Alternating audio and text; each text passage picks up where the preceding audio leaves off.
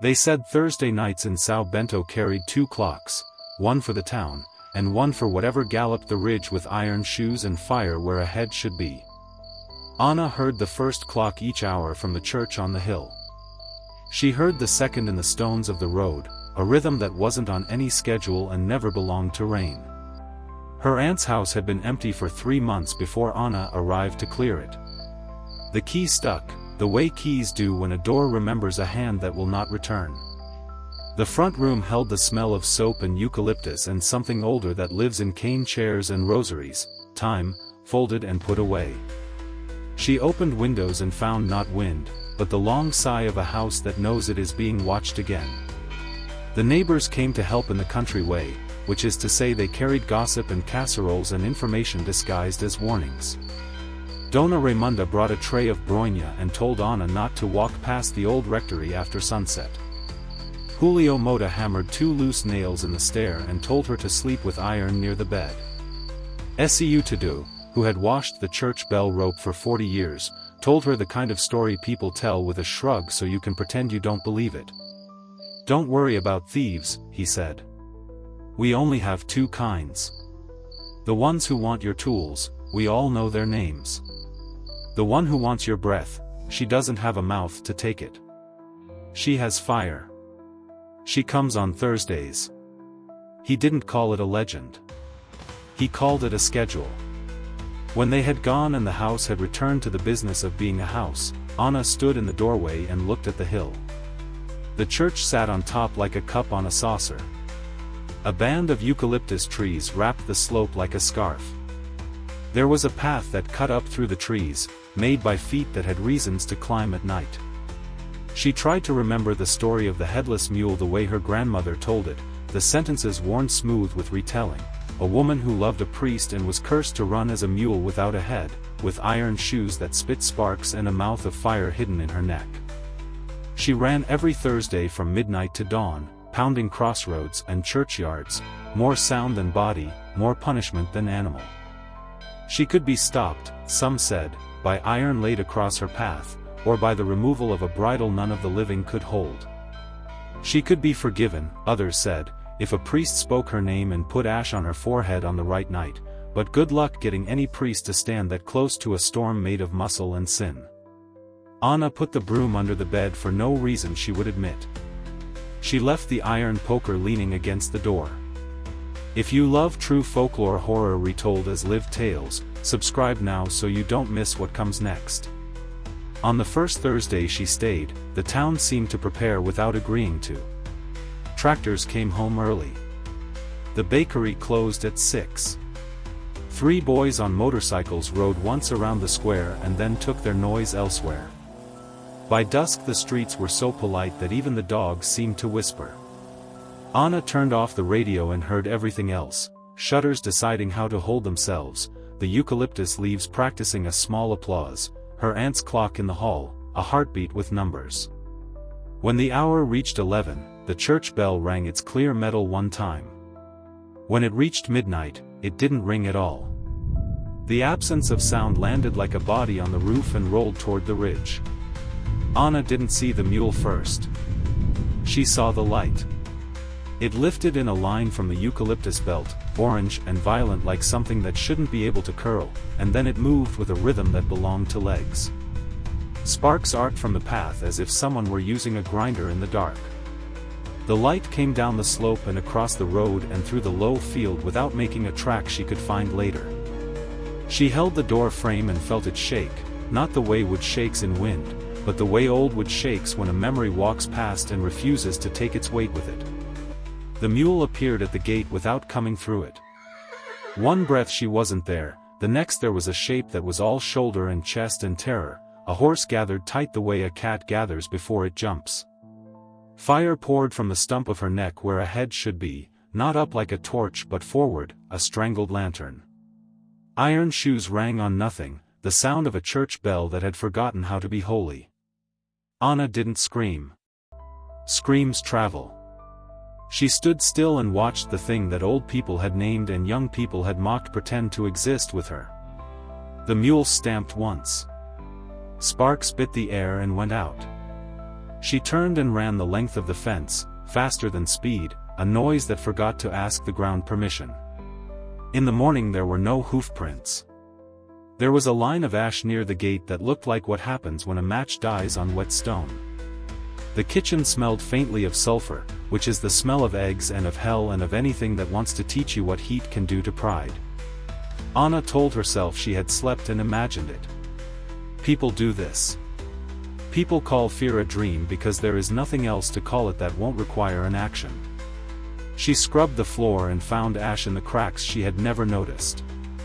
She ate a peach and tasted metal. She took the broom and beat dust out of the rug until she could not hear the second clock. That afternoon she walked up to the church because there is a way to test what you believe that feels like disrespect and is actually prayer. The sacristy door was open. The new priest was young and thin and had the face of a person who grew up without the habit of being believed. He said hello as if she were a secret that had not decided whether to be told. "You know the story," Anna said, "because that is not a question in places like this." He nodded. Stories are how we remember rules.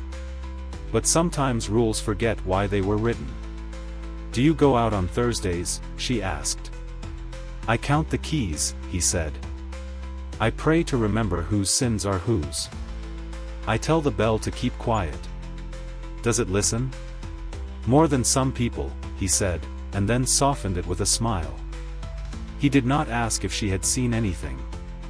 A young priest in a small town learns which questions bring trouble. He offered her water and a chair and news of who had moved away and who had returned. Before she left he told her there was iron in a box near the door, old horseshoes, and nails saved by a parishioner who believed in saving everything. "If you can't carry faith," he said, "carry iron." She took 2 bent horseshoes and a handful of nails. She did not need to be told where to put them. What version of the Headless Mule legend did you grow up with? Drop your town's rules in the comments. On the second Thursday, the town did not pretend. Someone hung garlic on a balcony rail not because garlic works but because symbols obey even when we do not. A grandmother chalked a cross at the bottom of her steps. The bakery left a candle burning after close, because when there is fire in the street you might as well make a legal fire inside to argue with it. Anna laid 1 horseshoe flat under her threshold and nailed another above the door, upside down, to spill luck on purpose. She slept badly and dreamed in sounds. At midnight the air outside her window turned the color of old coins. She woke to the sensation of being watched by something that didn't have eyes. The mule's approach felt like a truck passing on a road that didn't exist. Iron climbed the stairs of the night and stood at the landing. Anna looked through the crack in the shutter and saw the fire mouth, the violent lantern, turn toward the door and then balk. The shoe above the lintel clicked as if something impatient tapped it with the teeth it didn't have. The mule's legs bunched. Smoke made 1 quick oval over the patch of ground where her head would have been. She kicked once at air out of pure anger and the spark hit the wall and left a black coin that would not wash off. When the mule ran, she did not gallop away like a horse. She vanished like a bad idea corrected. In the morning Anna found the black coin burned into the stucco near the door. She scrubbed it with salt paste and lemon and it lightened but would not leave. She thought about painting over it and heard her aunt's voice in memory, "Don't paint over warnings, Menina. Let danger keep its name." She took the iron poker to the yard and stood it in the ground like a stake. She wasn't sure whether she was building a fence for a thing that could not be fenced or a fence for herself against doing the wrong brave thing. Then she went to see Dona Raimunda because loving a town means listening to the same story in every house until it tells you something new. It was Elisa, Dona Raimunda said, which is a name for more than one woman in every district, the same way Maria is a name for more than one kind of bravery.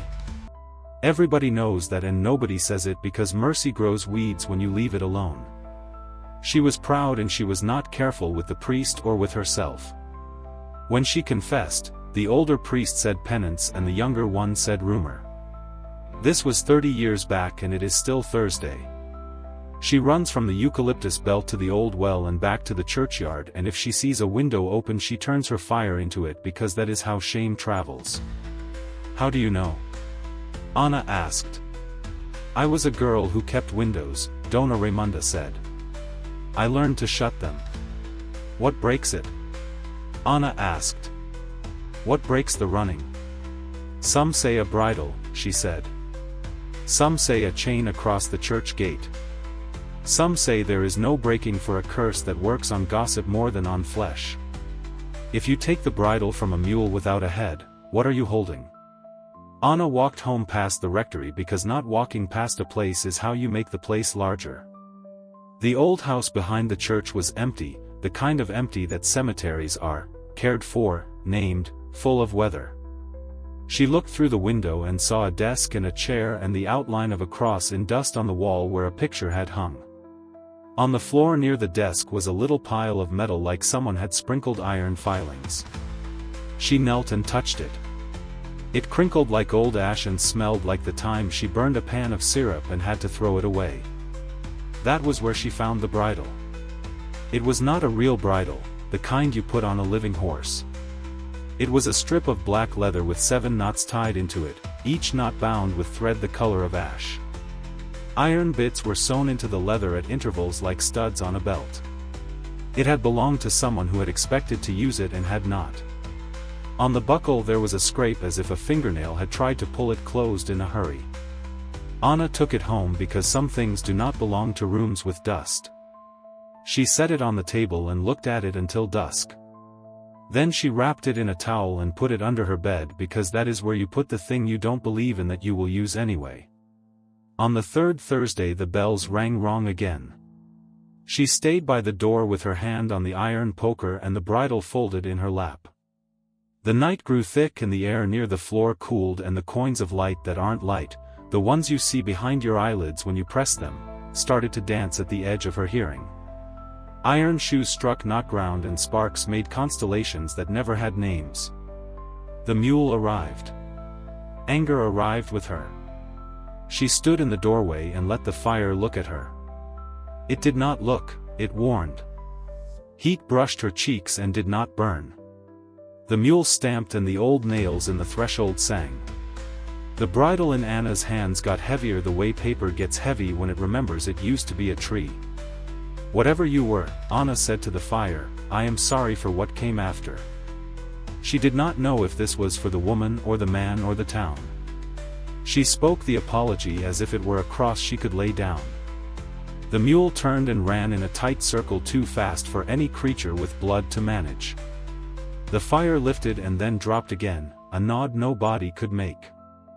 Anna stepped forward 2 inches and held the bridle up like a person offering a hand to someone who doesn't want to be helped. The iron studs in the leather warmed without heating the leather. The 7 knots pulsed under her fingers like little hearts. The mule charged. Anna did not throw the bridle around the fire. That is not how physics works. She reached up into heat with the iron studs turned outward and the leather strip lay across the place where a throat would be, and for a heartbeat there was no weight, and then there was something like weight, not of flesh but of promise. The mule reared back headless and Anna pulled the leather like a person gripping a lifeline for someone she could not see. The buckle slid and caught on nothing and then on something. The fire collapsed. It did not go out. It poured down as if into itself, and then it tightened, and then it had edges, and then it was small enough to hold. The bridle lay on the ground like a snake that had stopped moving.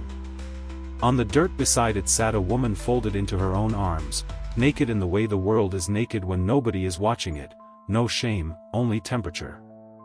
She had hair cut too short to pull up and the scars of a long winter on her legs and the hollow under her collarbone that shows when a person has not eaten or been seen. She breathed like a person who had never learned to breathe quietly because there had never been a reason to. Anna took her jacket off and dropped it over the woman's shoulders because keeping a person warm is older than rules. The woman flinched and then pulled the jacket close and then looked up with eyes that had the color of disappointment fading into hope. Do you know your name? Anna asked. The woman nodded. She said it. It was not Elisa. It was Julia. Do you know me? Anna asked. Julia shook her head. I know your door, she said. It made my teeth feel like iron. Anna helped her into the house and made tea because tea is language for you are here and my hands are busy so your hands can stop shaking. She put the bridle on the table and it lay there not like leather but like a timeline that had been folded and pressed. Julia sat with the jacket around her and watched steam rise and counted the moves Anna made as if counting might keep the room from changing. How long? Anna asked. Long enough to forget that there are weeks, Julia said. Long enough that people had time to make me into somebody else. Why? Julia laughed, a noise with pieces missing. Because I loved a man who had already chosen his first love. Because I told the wrong person. Because they needed a story that cleaned the floor without making the floor cry. Do you want to stop? Anna asked. Not like this, Julia said, looking at the bridle. This only paused it. You can't carry a curse outside a house like a chair. It will find its wheels again.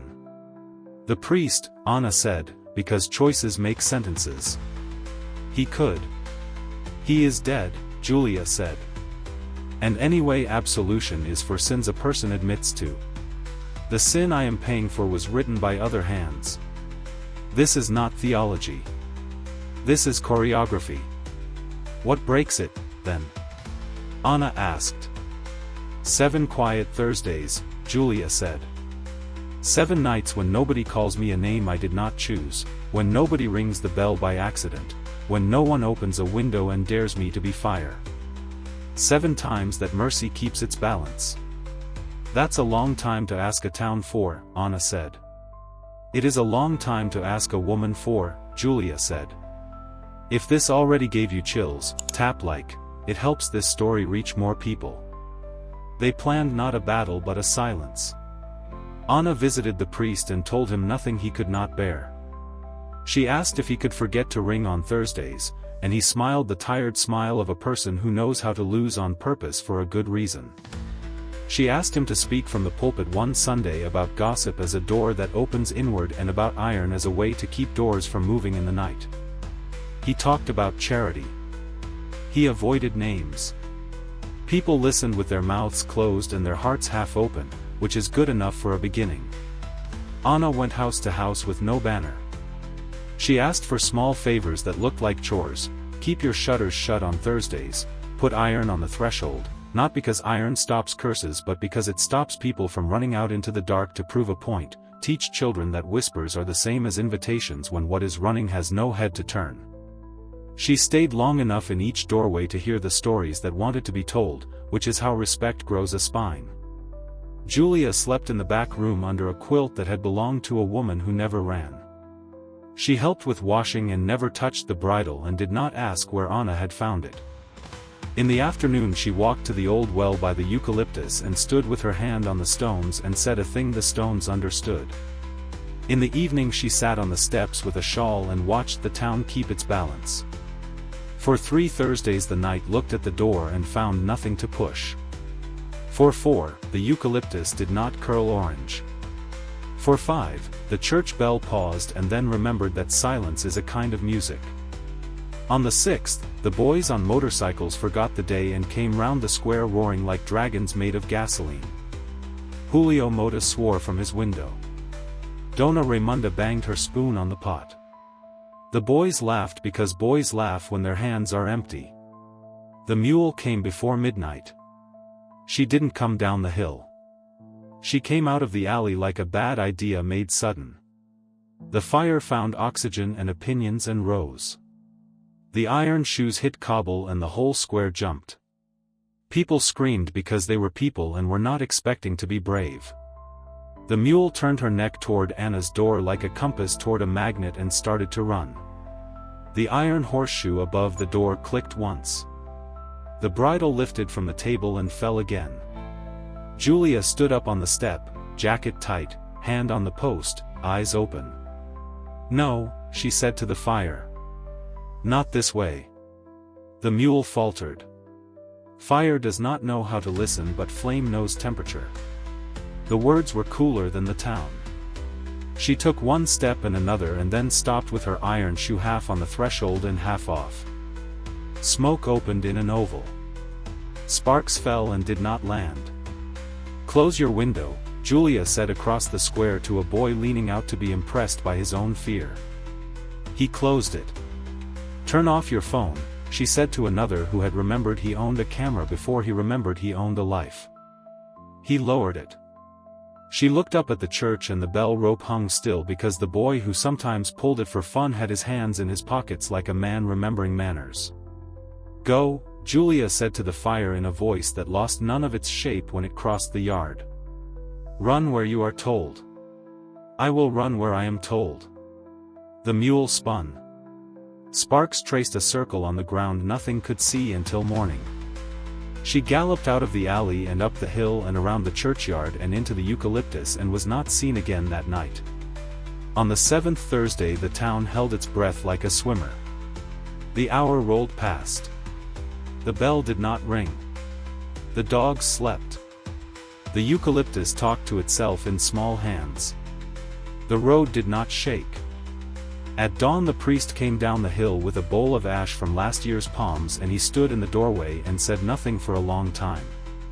Then he put ash on both women's foreheads because ash belongs to everybody. "Is it over?" Anna asked. "I have learned not to name endings," the priest said. "But sometimes a story remembers it is not the only one in a town." Julia slept until 9 and woke with her hair smelling like smoke and the taste of iron behind her teeth. She washed her face and the water ran gray and then clear. She stepped outside and the square did not look at her like a mirror, it looked at her like a chair at a table. She went to the rectory and stood in the doorway and did not go in because thresholds belonged to nobody. She turned and walked down to the well and put her hand on the stones and said a thing that is not a prayer and is also not a prayer. Then she went home by a street where nobody watched because sometimes mercy is best served by boredom. The bridle stayed on Anna's table for a week, reminding itself how to be leather. Then she took it back to the rectory and put it on the desk where she had found it, because even if a thing has done its work, you do not throw away the tool that made the work possible. She left it there without a note. Whoever needed it next would hear it breathing. The black coin by the door never came off. It paled in summer and darkened in rain, and on hot days it smelled faintly of matches. It was not a stain.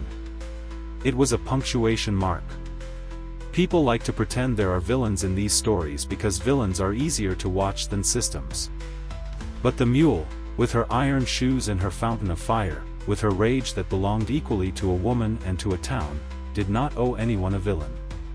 She owed a schedule. Someone changed it. That was enough.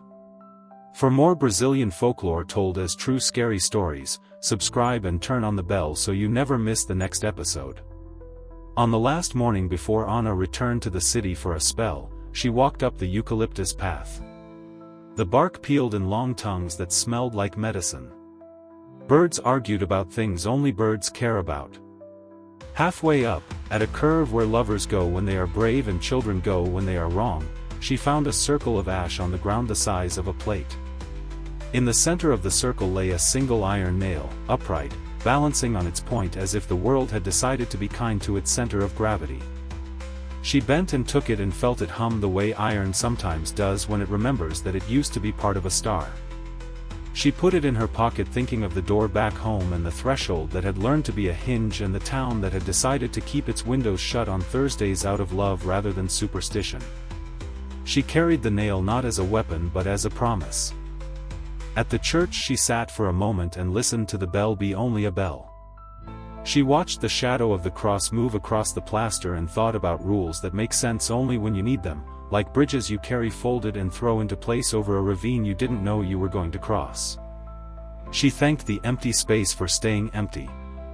She thanked the filled space for learning how to share. When she locked her aunt's door that night, the key did not stick. The house accepted that it was being left in good condition. On the road out of town, at the top of the last hill where the eucalyptus gives you one parting smell like an ant kissing a child's hair, she looked back and saw nothing unusual except a town that had practiced something hard and then gone on with the business of feeding itself. That is all most miracles are, work, without applause.